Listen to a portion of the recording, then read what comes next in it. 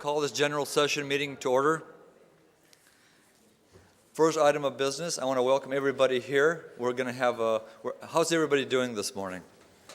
All right. I'd like to introduce Commissioner John Martinez to welcome attendees on behalf of the Orange County government. It is now my pleasure to introduce the Honorable John Martinez, Orange County Commissioner, who will welcome us to Orange County. Commissioner Martinez was appointed to the Board of Commissioners by Florida Governor Rick Scott. In addition to his service as Commissioner, he is also Vice President of Garden Michael Capital, Incorporated, a member of many local boards. He holds a BA from Wake Forest University and a JD from Florida State University in College of Law. Please welcome the Honorable John Martinez.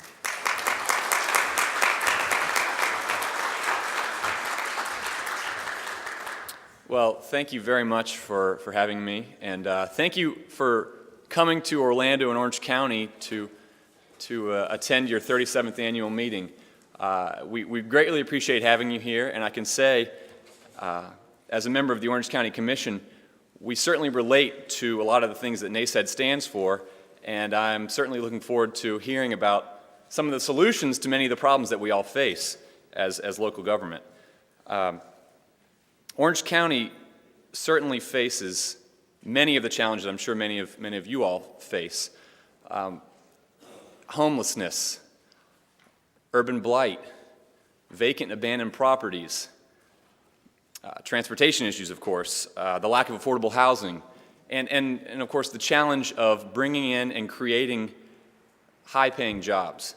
So as these are our challenges, I know that many of you can identify with those same challenges, and I'm looking forward to hearing about ways where some of you all have been able to, and some ideas you might have towards implementing policies for urban development, urban renewal, because these are of such importance right now. And one of the great challenges that we all face in these times are a tightening of the belt. And I know at Orange County that our budget has been decreased, and we've certainly been restricted as far as how much money we can spend on certain programs and on certain policies that we want to implement. So going forward, there's going to be a shift in the direction and a change as far as how we approach certain problems and approach certain solutions. So the subject matter of this week's program is of vital importance, and I'm especially personally excited to hear about many of the solutions that you all might have. So counting on all of you to come up with some good ideas. Anyways, I want to again thank you very much for coming to Orlando and to Orange County. We hope you enjoy your stay here. We hope you're able to enjoy some of the amenities we have and that the weather cooperates to allow you to do so. So enjoy your stay and please come again. Thank you very much.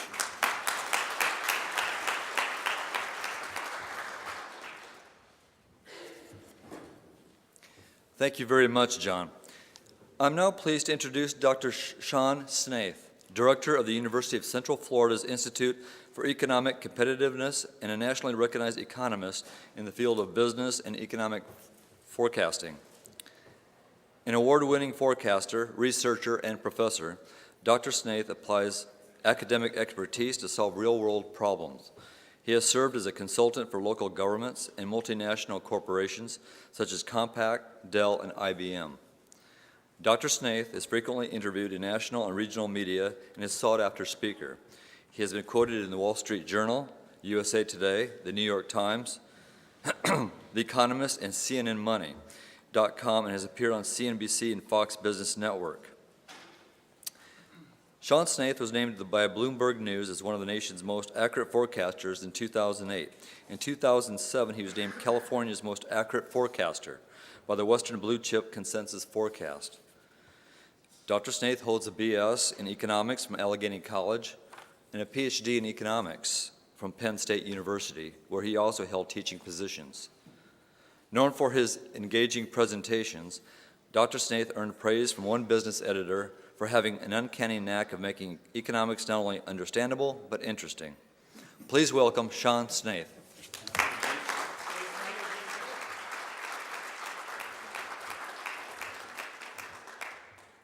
Thank you. Good morning.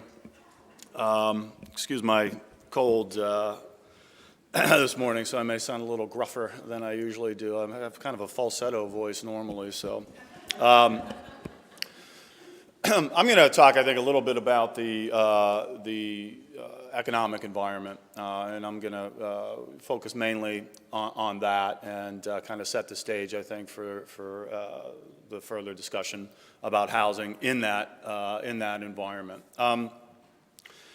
We are now in the fourth year of the economic recovery that is taking place in the wake of the Great Recession. So the recession ended officially in June of 2009, so we're now into year number 4 of the recovery. And I think in a lot of ways it doesn't feel like we're in the fourth year of recovery. I think the recovery itself has been underwhelming.